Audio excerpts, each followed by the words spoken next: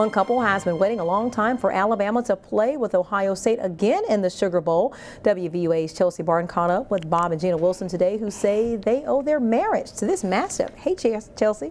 Hey, Tamika, that's right. The Wilsons stopped by Bryant-Denny Stadium today on their way to New Orleans, where it all began for them.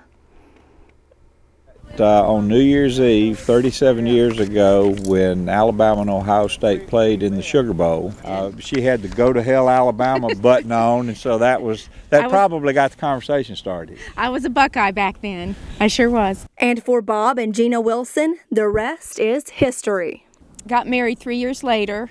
It took a little while, but then I started cheering for Alabama, and now I'm a Crimson Tide fan. Ohio State fans have been saturating the Walk of Champions all day long, taking pictures in front of Bryant-Denny Stadium on their way to the Big Easy.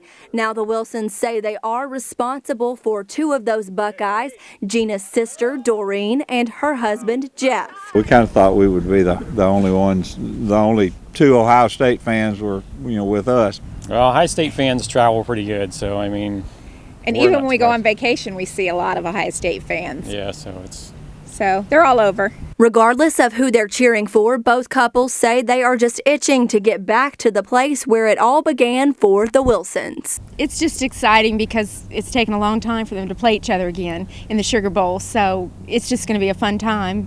Maybe relive 37 years ago. I'm not sure that I'll be quite as lucky this trip as I was then, but anyway, it's a neat way to meet. It was great the way we met. So.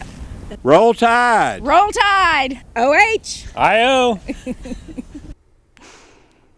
Now, Gina Wilson does say that she cheers for the Buckeyes when they aren't playing the Tide. In the studio tonight, I'm Chelsea Barton for WVUA News. Thanks, Chelsea.